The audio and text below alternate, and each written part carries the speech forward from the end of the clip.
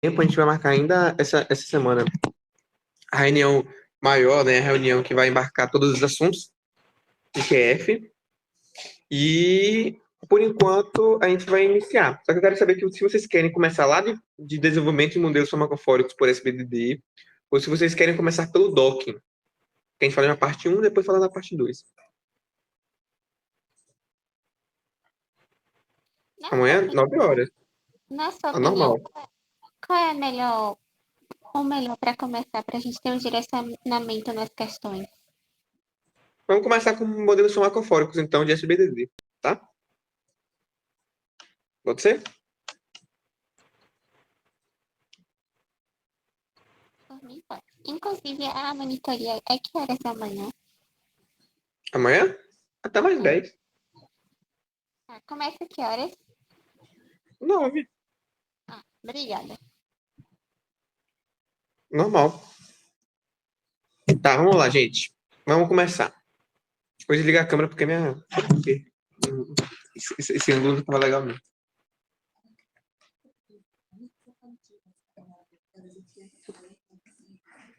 Tá bom. Rapidinho, gente, um momento.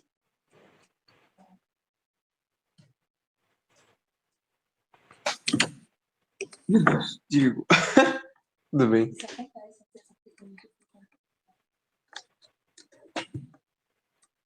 Enfim, gente, o meu computador desligou aqui, mas vamos falar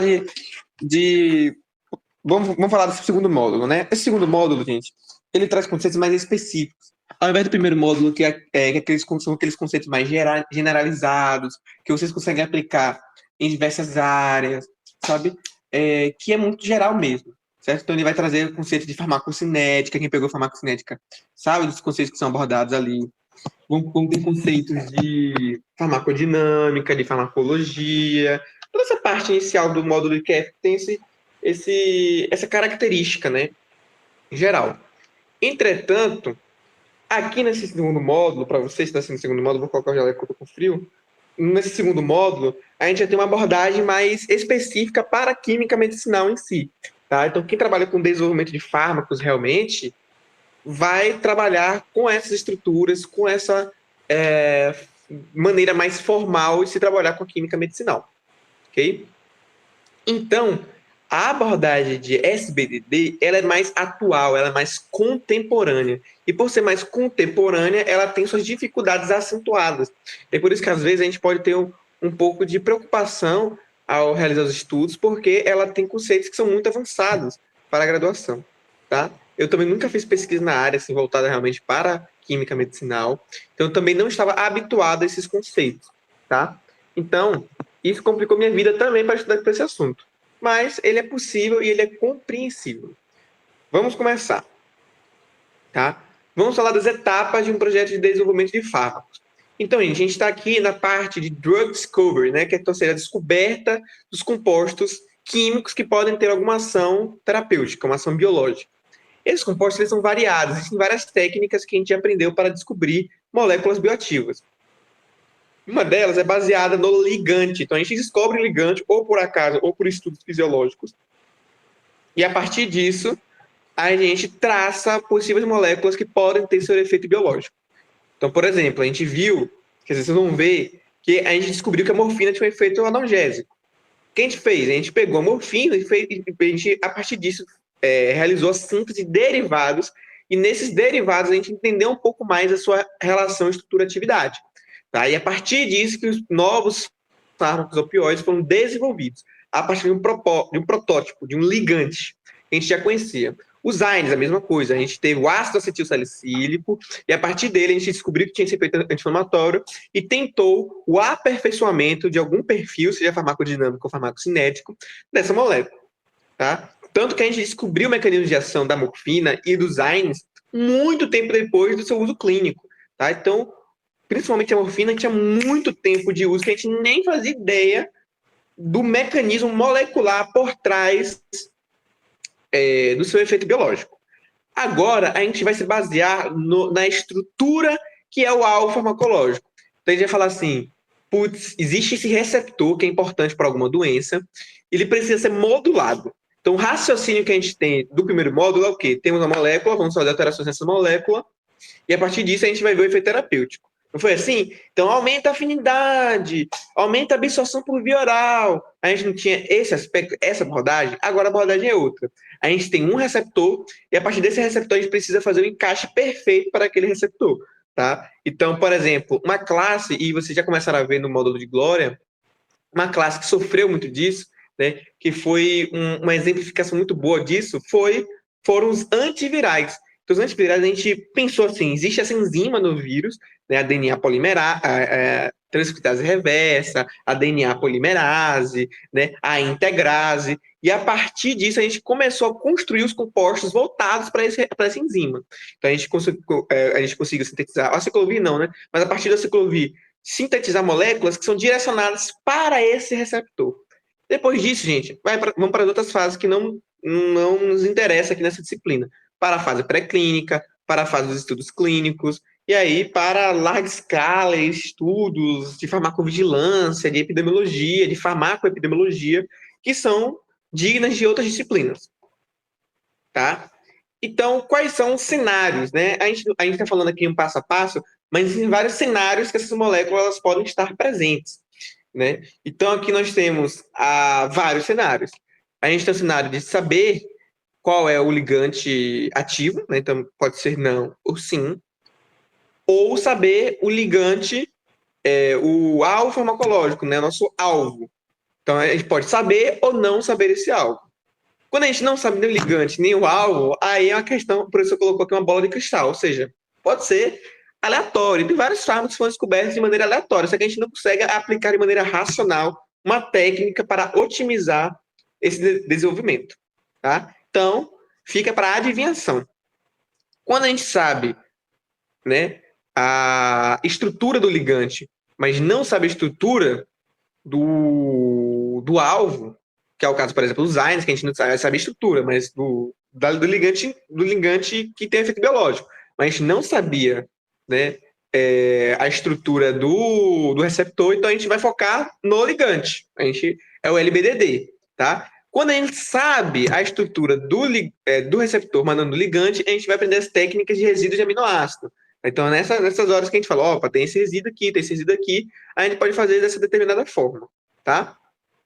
Quando a gente tem a noção do ligante e do receptor, aí os dois se unem no agradável. Você tem uma otimização do desenvolvimento desse fármaco de maneira muito mais acentuada, que geralmente acontece, tá? Então, aqui é quando a gente soma SBDD, receptor, com LBDD, ligante. Tá? Então, quando a gente junta essas duas teorias, essas duas abordagens da química medicinal, a gente consegue ter uma resposta mais integral desse efeito biológico. Tá? Então, os cenários podem ser de origem, né, e aí a gente pode criar, né, os modelos de farmacofóricos de estruturas, né, através do ligante, do APO, e modelos farmacofóricos de complexos proteína-ligante, né? A partir do ligante mesmo. Tá? Do LBDD aqui e SBDD.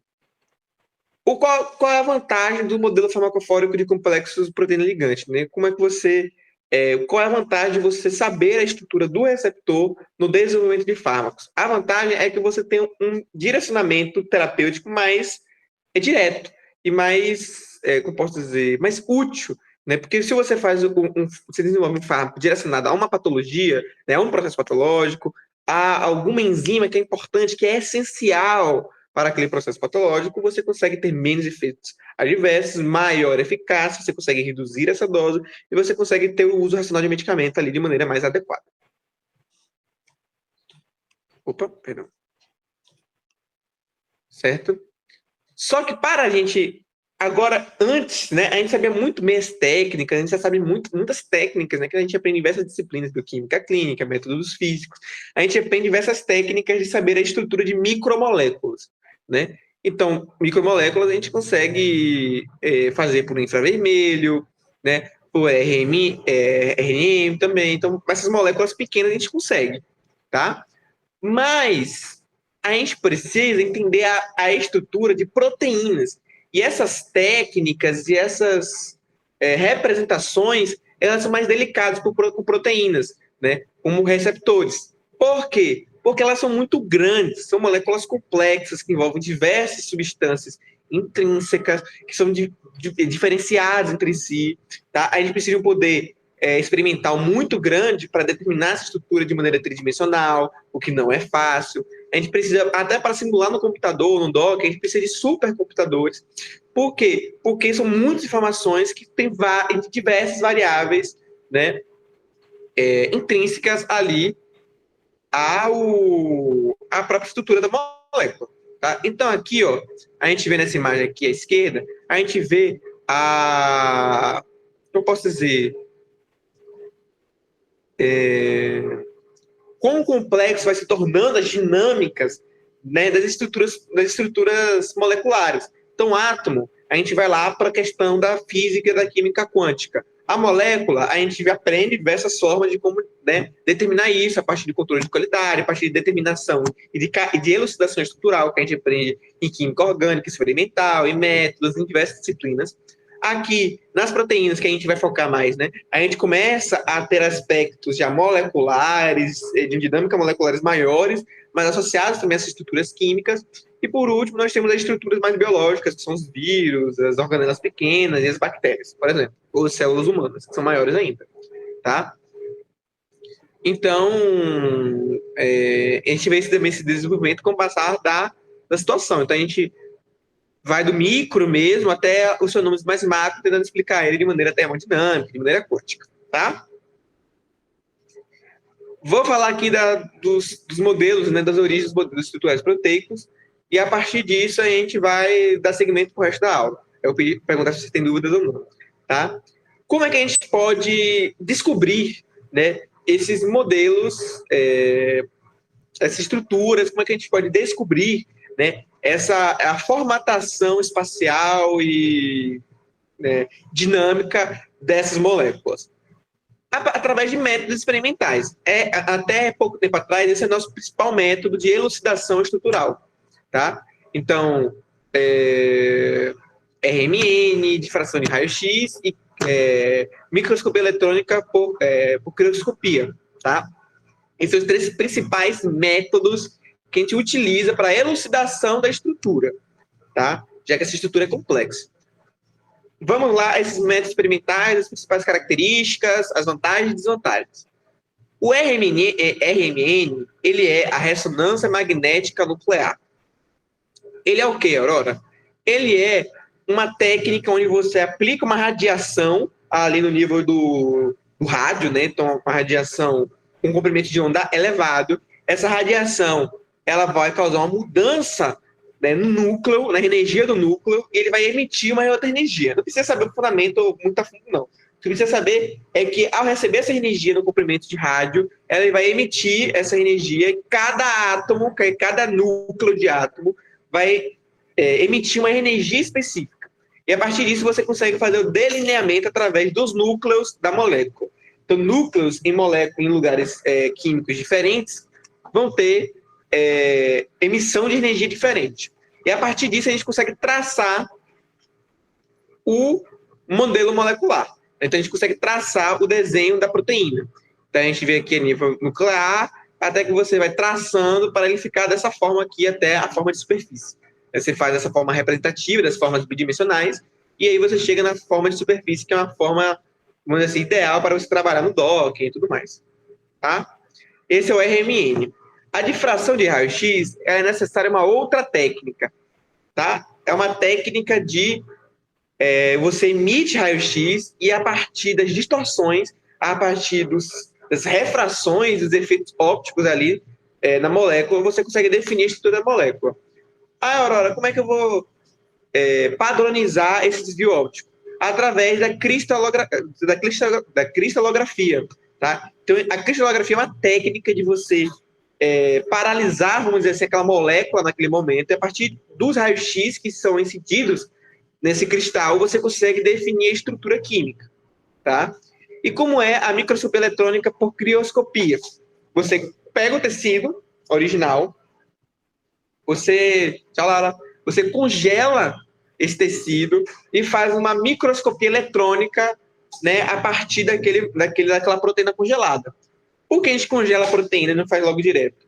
Para que a gente consiga saber a conformação em um momento. naquele momento específico que você congelou, naquela energia, já que na temperatura ambiente, a gente vai ter as modificações de temperatura, então a proteína ela não vai ficar parada, a gente vai também conseguir, como posso dizer, a gente não, vai ter também influência do solvente, então o solvente ele vai estar, né, transitando de energia, ele vai estar em uma, como posso dizer, uma vibração específica, então isso vai influenciar na conformação estrutural da proteína. Quais são as vantagens e desvantagens de todos esses métodos? O RMN, gente, ele é um método que serve para peptídeos ou proteínas pequenas, com pouco peso molecular. Por quê? Porque o RMN você vai contar núcleo a núcleo e não vai contar estrutura geral. E por conta núcleo a núcleo, quanto mais núcleo tiver, maior vai ser a interferência de um núcleo com o outro. E isso vai atrapalhar a sua elucidação, isso vai interferir a sua elucidação estrutural. Porque por ter vários núcleos diferentes, núcleo de hidrogênio, de carbono 13, isso vai dificultar bastante a interpretação. Então não é que é impossível, é possível, só que você vai ter que ter uma base de interpretação muito elevada. Então, ela é menos comum para RMN. E a vantagem é que ela é mais fácil, mais acessível, e também ela relata muito sobre uma situação nativa daquela proteína. A difração de raio-x, qual é a principal vantagem? A principal vantagem dessa difração de raio-x é porque você consegue elucidar de maneira muito mais simples, é difícil, mas ainda é muito mais simples do que o RMN. Você consegue fazer proteínas grandes, né, de estruturas gigantes, complexos proteicos grandes, médios e pequenos. Tá? Então você consegue ter um espectro, né, do quanto que você consegue definir a estrutura de tamanho muito grande, que a gente chama de resolução, ou seja, o quanto que você consegue realmente elucidar e aquele seu modelo de estrutura ser o mais fidedigno com a realidade. Então a difração de raio-x por cristalografia, né, na cristalografia é muito alta, tá? É muito alta, a resolução é muito alta e muito boa. Tanto que 90% dos métodos experimentais para definição, para elucidação estrutural proteica, é através da difração de raio-x, tá? Por cristais. Então, o principal meio que a gente tem para técnica. Qual a principal desvantagem? Difração de raio-x através né, em cristais da proteína com solvente é uma técnica muito demorada. Então, gente, isso aí é mais de um doutorado, então, mais de 4 anos você elucidando uma estrutura só. E além disso, né, além de ser difícil, é sem padrão para parte da cristalografia. Então, você transformar aquela proteína no cristal é muito imprevisível, não tem padrão, e às vezes você não consegue cristalografar. Você não consegue transformar aquela proteína numa estrutura cristalina. E você não consegue realizar a difração de raio-x. Tá? Essa é a principal desvantagem, a dificuldade desse método experimental. Ele é muito difícil, ele não é padronizado, e Castilho, pelo menos, ele trazia essa brincadeira, ele diz que é quase magia. Sabe? É quase assim, vai tentando, vai testando, vai tentativa e erro até que dá certo, e você conseguiu elucidar a sua proteína. Tá? Mas é muito difícil. Além disso, você precisa passar pelo processo de cristalografização, você acaba interferindo na estrutura nativa, ou seja, não vai ser na estrutura real dele, vai ser numa estrutura experimental. Mas isso já é o suficiente para a gente conseguir traçar algo inicial para a gente conseguir ali se desenvolver, tá? Bom?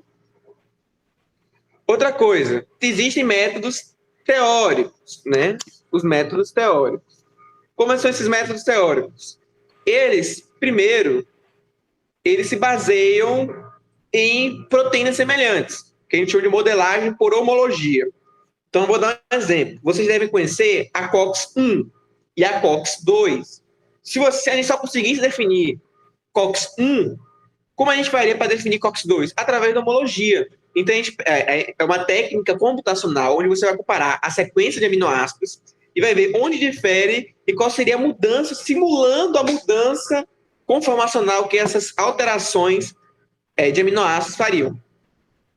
Qual é a vantagem desse método? É um método computacional, então você não precisa de um laboratório inteiro, todo equipado para isso, de pessoas treinadas, né, de controle de qualidade. Não, você precisaria de um computador e de um operador. Perfeito. Qual é a desvantagem?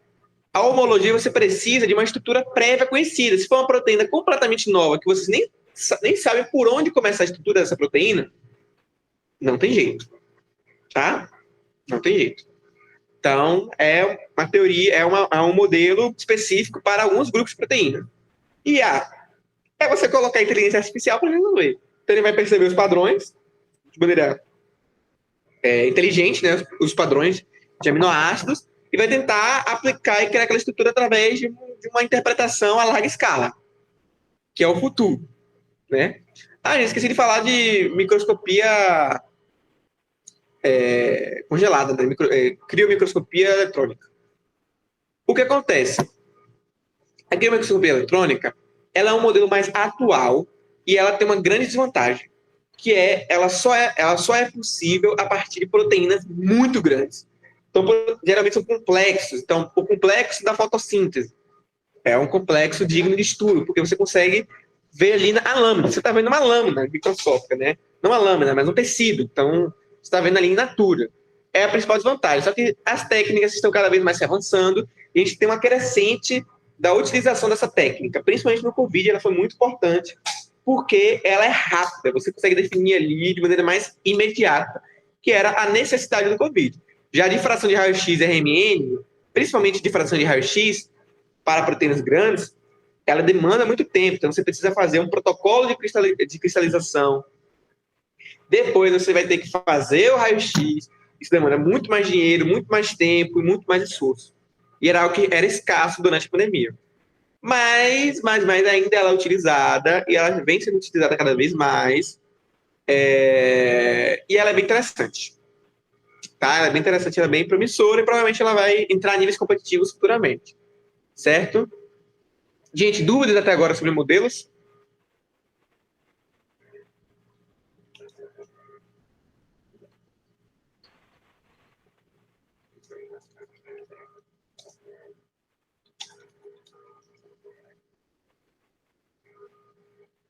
Tudo certo? Deixa eu ver se alguém comentou aqui.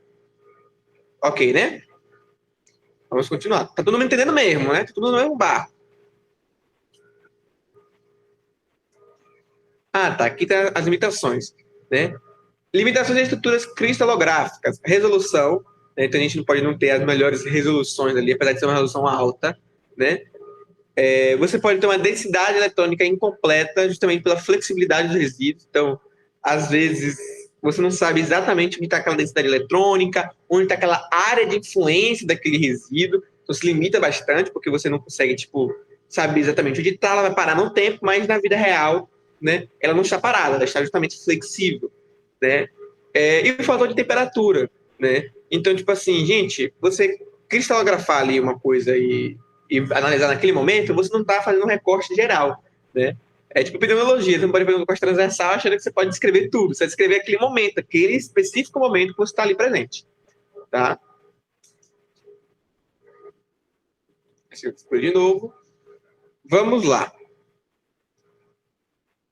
Vamos agora para a parte de caracterização do sítio ativo, tá? Então, a gente está numa ordem de raciocínio aqui. A gente aprendeu agora como que a gente sabe a estrutura geral de uma proteína, de um receptor. A gente aprendeu isso, tá? A gente aprendeu já que precisa a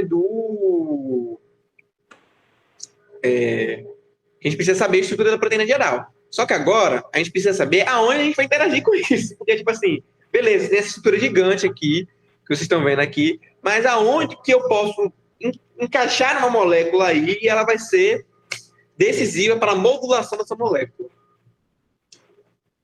Tá?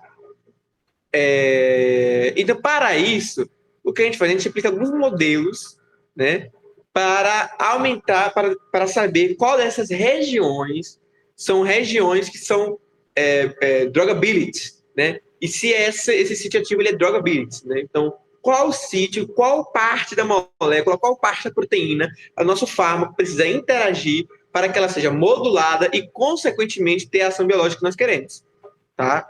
Para isso, gente, existem vários softwares, tá? Existem softwares como, por exemplo, a FTMap, que não sei se vocês aprenderam ou vão aprender em algum momento, mas que ele aplica sondas através de questões de interação.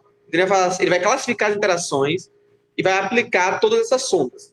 Então, ela vai interagir, ela vai fazer lá a interação de ácido, interação básica, ligação de hidrogênio, ligação hidrofóbica, não benzênico, ele vai classificar sondas e ele vai passar por toda a estrutura tridimensional, né, a estrutura tridimensional da proteína. E ele vai achar regiões específicas que podem ser moduladas, né? Então, aqui que está falando, está vendo? Interação de cargas de prova do sítio de interação. Então, vai medir interações hidrofóbicas, ligação de hidrogênio. Ele vai aplicar todas essas sondas nos resíduos de aminoácidos e, a partir disso, ele vai construir a localização específica aonde você precisa atuar para modular aquele receptor. Tá bom? Então, a partir disso, você vai definir o seu alvo molecular. A partir disso, você vai aplicar o grid box. Seria o quê? Seria aquela região específica. Você vai fechar, por exemplo, para você fazer o dock molecular, você vai fechar naquela região específica para realizar o dock. Por quê? Porque você tem uma proteína que é uma estrutura gigante, cheia de resíduos. Isso é custo computacional, custo de tempo, custo de operador. Então, para você delimitar o alvo, né, para você delimitar a região do alvo que você vai querer interagir, você utiliza o grid, né, que é esse cubo aqui. Então, aqui, ó, a proteína está toda em verde, a região que você viu que era moldável é essa região aqui em cinza, tá? Você vai aplicar o grid aqui na região cinza. Você vai somar mais algumas sondas específicas de moléculas, e aí você vai ver quais são os hotspots, que é onde seja aonde que está ali localizado, dentro desse grid, dentro dessa delimitação, aonde que você pode ainda mais influenciar. Tá bom? Ah, tá. E para você descrever essas interações moleculares, você usa a mecânica molecular que considera os átomos como mola, né? Então, muitos softwares levam em consideração uma mecânica clássica voltada para as estruturas de molas, né? Para as interações de ligação. Então, aumento de distância, diminuição da distância, todas essas questões de interação, de repulsão, né? Elas são aplicadas nesse ponto aqui da vida, né? Nesse ponto aqui do software como mecânica de molas. Tá bom? Tudo certo? Entenderam essa parte aqui do vídeo? Entenda que a gente vai diminuindo, porque a gente tem uma estrutura muito complexa, a gente vai diminuindo cada vez mais, até chegar nas interações que a gente quer. Tudo certo?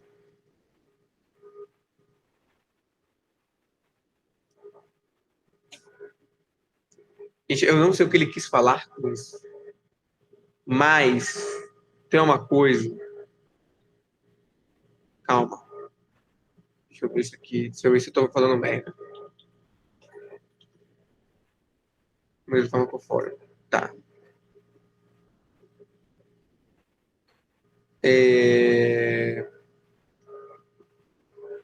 Tá, vamos lá. Eu não vou falar isso agora não, de entalpia. Tá? Aí, quando a gente está lá no mapeamento de interações do sítio, a gente vai ver aqueles hotspots, né? Então, aqueles alvos principais que a gente pode modular. Aqui, a gente pode enxergar, por exemplo, as interações como qualitativamente iguais. Então, os mesmos tipos de interação vão ter, vamos dizer assim, os mesmos tipos de resposta, tá? E isso é verdade e mentira ao mesmo tempo, porque também importa a distância que as interações estão fazendo, tá bom? Ele falou mais alguma coisa dessa parte aqui, gente? Vocês lembram disso? Porque eu realmente não consegui tirar nada, não consegui ver de aula. Eu não consegui tirar nada dessa tabela. Mas eu acho que é isso que eu tô falando, tá?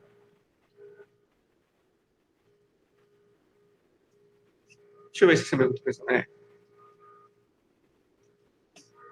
Isso mesmo.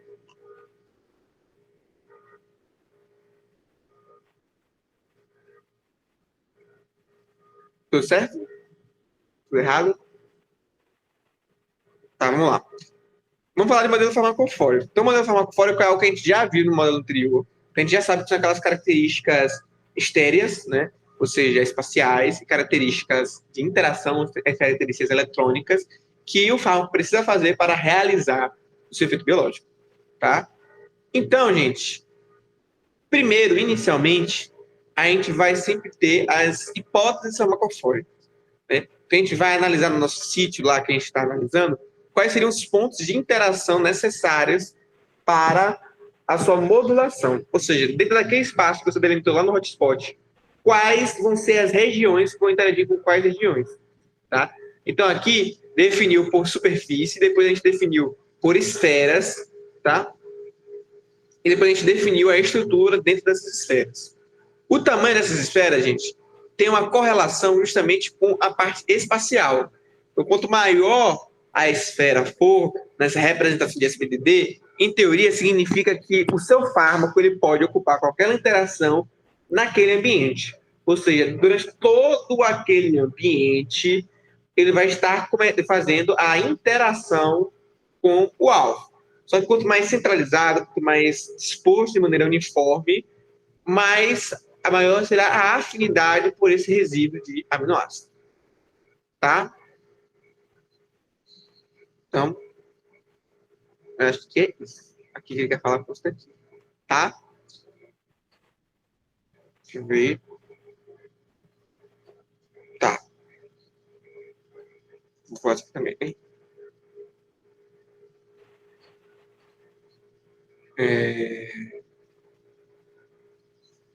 Um momento, gente.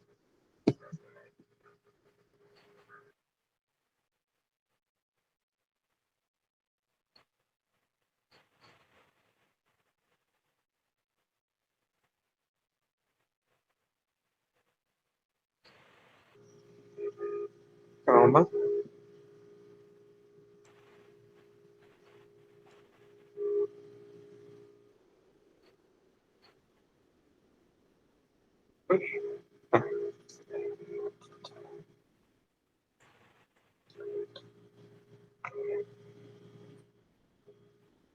Tá, vamos lá. As modelos são macrofóricos de complexos proteína ligante, gente. Então, o que esse modelo ele vai focar? Né? Ele vai focar bastante de você, a partir de um experimento de definição de proteína, né, de estrutura proteica, através da interação com o fármaco, você entender um pouco melhor sobre o seu farmacóforo. Tá? Então, se vocês foram no PBD, né, que é o Proteína Data Base Database, né, você vai ver que lá existe diversas, como posso dizer, diversas proteínas que estão complexadas com o ligante, né? Então, tipo assim, por exemplo, tem o ácido acetil salicílico complexado com o COX-1. Aí você vai fazer a avaliação, né, através do complexo. Então, você vai pegar o complexo, interpretar aqueles resultados e a partir da estrutura, né, da estrutura do fármaco ali alojado no sítio, você consegue definir. Qual é a vantagem disso? Né? A vantagem é clara que você tem uma informação muito mais direta sobre a realidade do que você pressupor através de resíduos de aminoácido, através do grid, né? Isso você vai simular, e aí depois experimentalmente você vai ter que validar aquilo que está acontecendo, né? Mas a principal desvantagem daqui é que você precisa ter um fármaco conhecido, né? Então, ligante conhecido para entender o farmacóforo de maneira mais realística, tá? Então, já não é como aqui, por exemplo, que você consegue fazer, a partir do tamanho das esferas, das interações possíveis, você conseguir realmente definir qual é o farmacóforo, né? Então, a partir, né, por exemplo, ele aqui traz os inibidores de aldose redutase, né?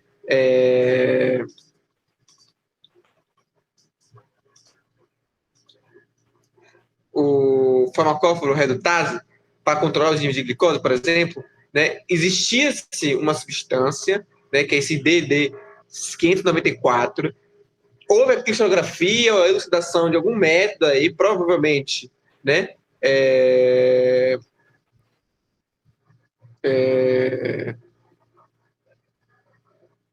qual é o nome? A partir da cristalografia daquela molécula ali, interagindo complexada com a proteína, e a partir disso, a gente tem a definição das estruturas necessárias, das interações necessárias para aquele efeito biológico. Então, percebeu-se que essa interação aqui hidrofóbica, que essa interação aqui ácida, com essa interação hidrofóbica aqui, essa interação hidrofóbica aqui, vamos dizer assim, não sei se é hidrofóbica mesmo, mas ela, na verdade, é hidrofóbica mesmo aqui, possivelmente com ácido mesmo, né? Essas interações elas foram necessárias para a ancoragem dessa molécula aqui e, consequentemente, seu efeito biológico.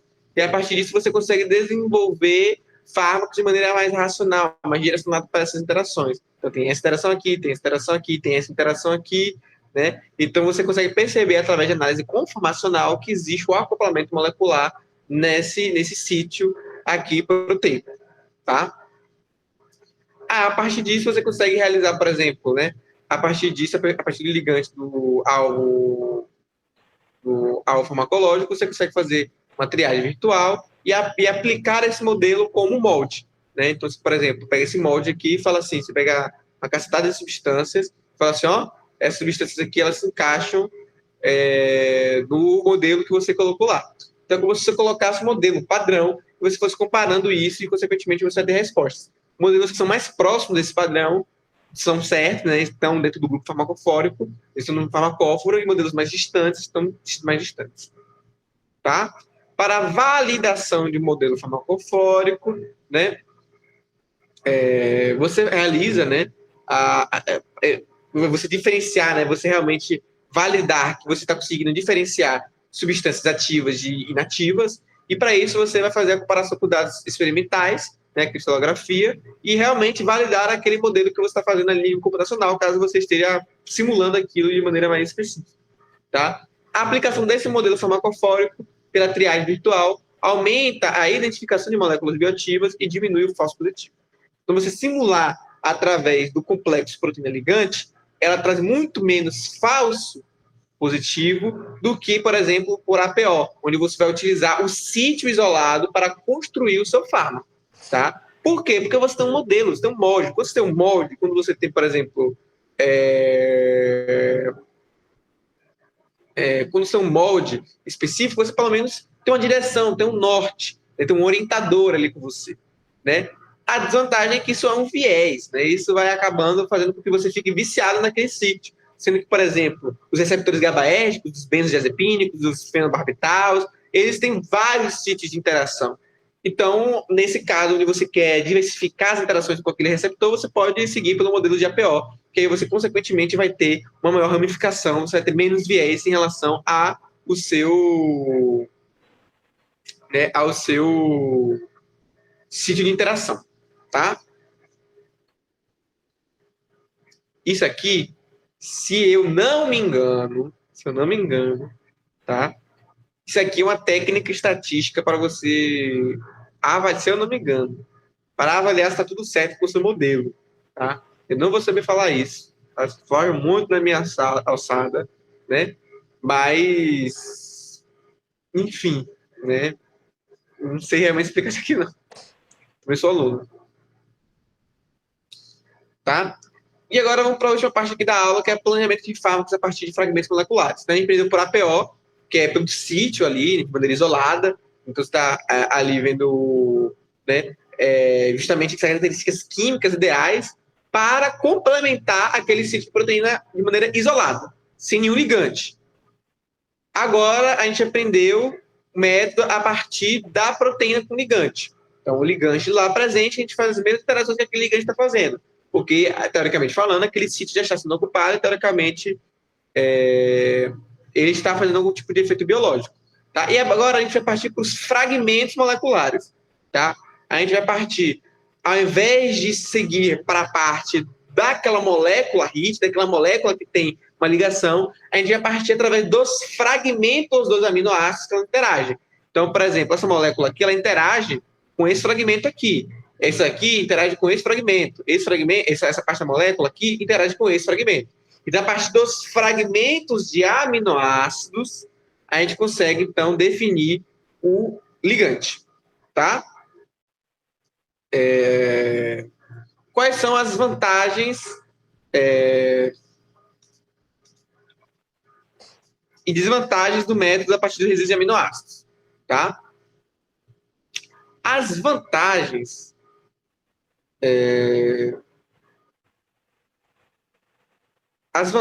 estão mais direcionadas à taxa de sucesso, né, ao espaço químico e à eficiência de ligação. Então, você realizar por modelos de fragmentos moleculares, você vai estar aumentando, né, vai estar conseguindo de maneira mais delimitada, de maneira mais fechada, você criar um modelo onde você consiga determinar o espaço químico, ou seja, quanto que aquele fármaco vai conseguir interagir com aquilo, porque aqui a gente está a partir de um ligante já completo, em um contexto específico, para algo mais geral e você consegue, então, afunilar o seu modelo. Né? A taxa de sucesso é maior, ou seja, mostra seu método mais sensível, né? E também mostra um modelo que mostra maior eficiência de ligação.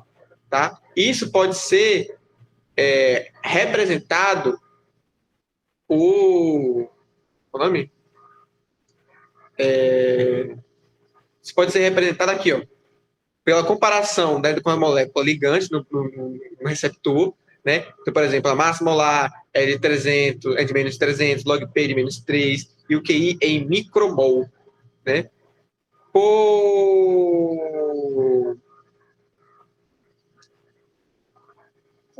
Peraí, gente, acho que eu confundi aqui. Eu acho que eu confundi real aqui.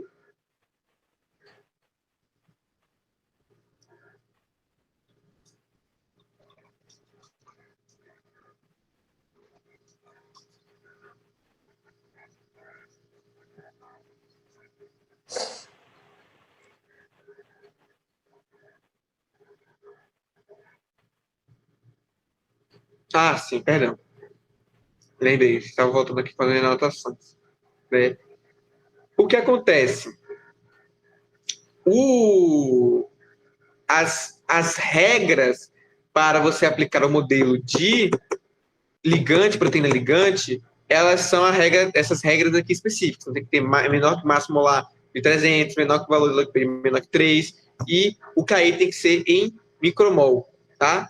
Aqui, no Fraglax, eles têm outras regras, né? Então, você pode fazer MM menor que 250, log P um pouco menor também, e o QI ele também pode ser em millimol, tá? Então, essas são as características diferentes, as regras diferenciadas que cada um vai seguir, tá? Para você determinar, e aí, tá vendo? E aqui está mostrando justamente o número de compostos químicos, né? Que você consegue. O número de substâncias, né? Que vão se crescendo com a partir do uso do Frag-like, né? Que é basicamente a representação química, na verdade, do Frag-like, né? Que é esse FBDD, que é a partir dos fragmentos. Então, é diferente do SBDD, é diferente do LBDD, é o FBDD, né, que é essa questão de você focar nos fragmentos aminoácidos, tá? Então, aqui no Frag-like a gente tem uma boa representação, tá? Enquanto no LED-like, né, que é a partir do ligante, você tem uma subrepresentação, tá? Por quê? Porque aqui você só vai conseguir considerar para a sua simulação ali no ligante, no receptor, se ela existe, né? Então, por exemplo, para você considerar que o ácido acetil salicílico é importante para o seu receptor, você tem que ter noção de que ele um dia existiu, né? Enquanto o Frag-like, não. O Frag-like ele aumenta a representação química, ou seja, o número de substâncias químicas presentes numa simulação ou no banco de dados.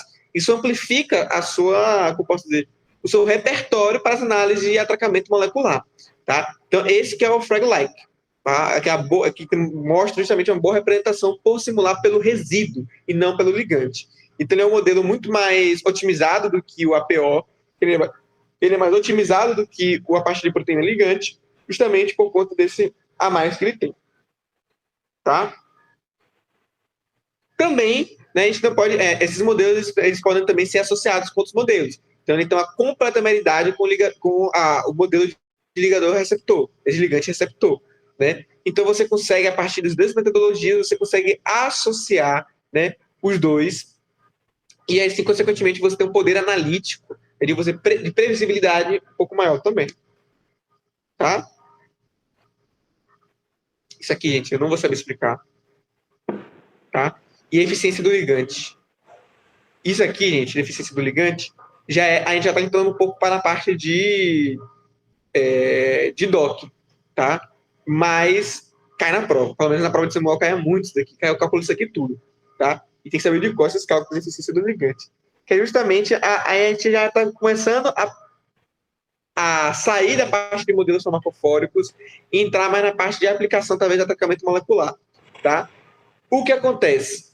A eficiência do ligante, que é o LE, ele tem uma eficiência mostra, o nome já fala, né? É justamente quanto que o seu ligante consegue interagir com o seu receptor, né? E ele é calculável, ele pode ser tipo de 0 a 0 em 1, a 1, perdão, ou seja, de 0% a 1 a 100%, tá? e o ideal mesmo a partir de 0,3. Como é que você faz esse cálculo? Você faz através do menos log de IC50 sobre o HA, tá? Esses dados são fornecidos pela prova, é só você tomar cuidado ali com as unidades de medida, tá? E o LLE, que é o PIC50, que é o menos log de IC50, menos, né, o ClogP, tá? Esses são métricas para você validar esse modelo, porque você vai ter diversas substâncias que vão interagir, né, que vão encaixar naquele sítio, só que a partir desse cálculo de eficiência, né, a partir desse cálculo de eficiência desse ligante, de poder de afinidade, dessa afinidade que o ligante tem pelo receptor, que você consegue realmente definir, ir para frente com essa molécula e partir para o atracamento molecular, que é o docking molecular. Tá? Também, né, uma limitação do método de a partir da proteína ligante é justamente que para você conseguir fazer esse método ele tem que ter um ligante de alta afinidade. Mas você pode ter um ligante de baixa afinidade, né? E aí você vai ter que fazer um coquetel ali de potências ligantes, fazer uma certa mistura ali com proteínas ligantes, né? E aí você vai ter uma resolução maior dessas estruturas também, tá? E você também vai precisar fazer um processo mais específico, mais voltado para essa ligante de baixa afinidade para a cristalografia também, tá? Então. E aí você, aqui tem a potência, né? Então, o dado de potência aqui, concentração. Então, basicamente, uma grande faixa a gente consegue determinar a partir de cristalografia, né? Se a gente não conseguir por baixa afinidade, a gente consegue ver por meios enzimáticos, por thermoshift, né, por outras técnicas também, tá? Por ligantes compostos, né, aqui com maior afinidade, e com menor afinidade a gente consegue ver através dos fragmentos, né, que a gente vê anteriormente que ele tem uma acessibilidade maior, então ele consegue pegar daqui até o micromol.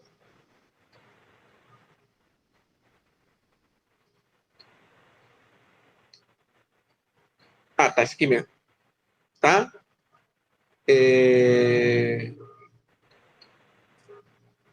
Isso aqui, gente, também é um mistério. Isso aqui de estratégia de estimação de fragmentos, eu não faço a mínima ideia de como faz isso.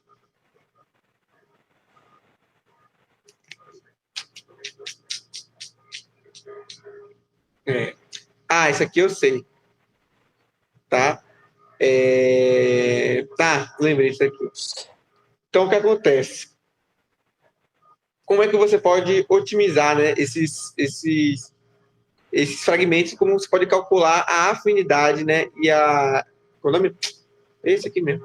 A eficiência do ligante dentro de modelos experimentais, né? Então, aqui tem, por exemplo, o RMN. Então, você pode fazer aquele complexo ligante-proteína. A partir do RMN, você definir, né, a orientação desses resíduos. Porque lembra que a cristalografia ele vai alterar o ambiente onde está presente aquela proteína, aquela estrutura de receptor, né? O TCA, que é por meio da superfície da proteína que está em contato com o ligante, né? E a partir de técnica de fluorescência, que é você combinar o seu fármaco com fluorescente e a partir disso ele brilhar se ele está ligado ou não, né? Se você fazer uma técnica onde basicamente quanto maior for a fluorescência, maior vai ser a eficiência de ligante que ele tem, tá? Aqui a gente tem o desenvolvimento da Zeboraf, tá? Que é o primeiro fármaco a partir de FBDD. Por quê? Porque essa técnica é nova, ela é recente, ela ainda está sendo validada, ela ainda está sendo estudada, né? E, na verdade, tudo isso que a gente está vendo aqui de SBDD, ela é mais... ela é mais recente, né? Principalmente nos antivirais, a gente tem alguns exemplos, mas na história do desenvolvimento de fármacos, geralmente a gente tinha mais o acaso e a partir disso o LBDD. Né? Mas o LBDD foi o Zeboraf, que é um fármaco utilizado por melanoma, um tipo de câncer específico, um tipo de neoplasia específica. Tá? E ele foi o primeiro fármaco realmente a partir dos resíduos de aminoácidos que a gente conseguiu desenvolver o modelo farmacofórico. Tá? E aqui a gente tem uma leitura recomendada. Tá?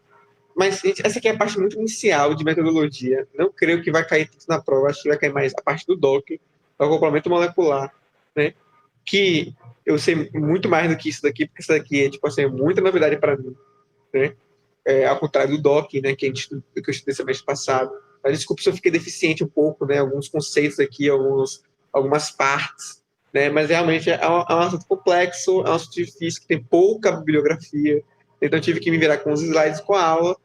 E, enfim, mas prometo que amanhã, falando de acoplamento molecular, eu com certeza vou falar com muito mais propriedade, tá? E depois a gente fecha esse assunto com a segunda parte do acoplamento molecular, tá? Aí a gente vai falar dos modelos, né, de chave e fechadura, de indutivo, de flexibilidade de proteína, flexibilidade de ligante, e aí com certeza eu vou saber falar melhor. Mas eu tentei o máximo possível tratar esse assunto, ele é muito difícil, ele é muito complexo, né? Mas, enfim, tentei fazer o meu melhor, se eu conseguir fazer o meu melhor, tá? Mas, gente, obrigado. Vocês têm alguma dúvida sobre o assunto? Sobre essa parte?